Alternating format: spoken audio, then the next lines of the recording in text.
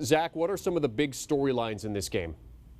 The biggest storyline for Grayson was they were supposed to have 2021 Florida commit Carlos Del Rio at quarterback, but the GHSA came out and announced he's ineligible for his senior season, so he's most likely not going to get a chance to play his last season of high school football, which is heartbreaking because he used to be at McEachern, transferred over to Grayson to play his senior season. Luckily for the Rams, though, they got a stud backup quarterback in Dayon Cannon. He balled out last week, threw for over 200 yards and a couple of touchdowns in that 51-13 win over Jones County. But he faces a bigger test this week in McEachern High School, so it's going to be a little bigger test for the Grayson Rams. I expect them to roll in this one and win by a couple of scores. They also got some other studs. Phil Moffa at running back, a 2021 Clemson commit. He had a nice season opener last week. And they also got this cat, 2021 Georgia Tech commit, Jamal Haynes at wide receiver. He had a $150 last week and a couple of touchdown grabs. So he's the guy to watch tonight. And I think Grayson's going to win this one by a couple of scores. But just unfortunate news for Carlos Del Rio, man. I was looking forward to see him ball for the Grayson Rams, and this potentially could hurt them later down the road. But it is nice to have a guy like Dayon Cannon as your backup quarterback. He's also a stud baseball player, too. Yeah, and excuse my Canadian accent for calling it McEachern is the way that we go. Okay, in Ohio, big Cincinnati derby between St. Xavier and Elder, to use parlance from another version of football. Steve, these two teams are very familiar with one another. How do you see this one going? Yeah, this matchup's always up and down. Any team can win. That's the great thing about rivalries. Throw the records out the door. You know, using that old cliche because it's true. St. X and Elder go back and forth, and they play in one of the toughest leagues, not only in Ohio, but the entire country in the Greater Catholic League. 3 of the 4 teams in that league are in the top 10 in the state. Both these teams are led by junior quarterback. St. X has Brogan McCoffey. He's a junior, and Elder has Ben Hamilton. Both have already thrown up for over 500 yards in 3 games.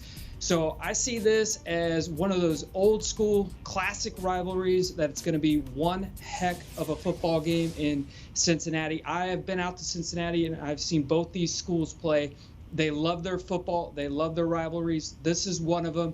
I think the max capacity for this game right now is set at 1,500. You can bet that all those will be filled. Usually this game would be fans everywhere, so it's going to be a little limited based on the COVID precautions, but you should see just classic good old football in the state of Ohio. Yeah, nothing like a good rivalry game under those Friday night lights. All right, across state lines, Ohio's Archbishop Moeller comes up against number 15 Trinity of Kentucky.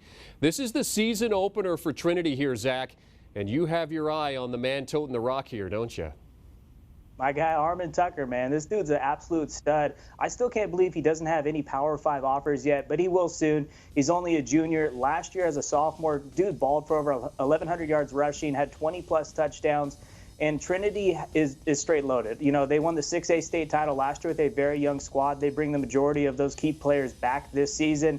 And when you talk about legendary high school football coaches, you got to bring up Bob Beatty. He took over as a head coach for Trinity before the 2000 season, and all he's done in his 20 years at the helm is lead them to 14 state titles. The school's won 26 state championships in school history, and there's going to be a good chance they go for number 27. And I expect Armin Tucker to put on a show tonight against Archbishop Moeller. I'm going to guarantee this one for you, Jeremy. He's going to go for 200-plus on the ground and give me 3 touchdowns. 200-plus on the ground and 3 touchdowns, all right? You heard it here from Zack Poff. Okay, later Friday evening, this is one of the biggest games in the country, taking place in Oklahoma as Jenks hosts Union. It's the Backyard Bowl, Steve. What makes this one so special? Yeah, this one is so special because it's the 57th time these teams have gone at it. The only thing separating them is the Arkansas River. They're about 15 minutes apart from each other, and most of these kids have grown up either playing against each other or even in travel ball or anything like that. They actually play together, so now they're going to separate and get to throw on the pads and battle it in this beautiful Backyard Bowl series. I mean, if you put it into kind of a college perspective, it's like Ohio State versus Michigan. It's that type of atmosphere. It's that type of game. Everybody knows about it. It's the one constant thing in the state of Oklahoma. These two teams will play each other, and the series is 6-4 for Jenks in the last 10 years. So it's always back and forth. We got some good prospects in this game. game. Logan Nobles, he's an Oklahoma State commit for Jenks. He's a big-time kid, top 100 player.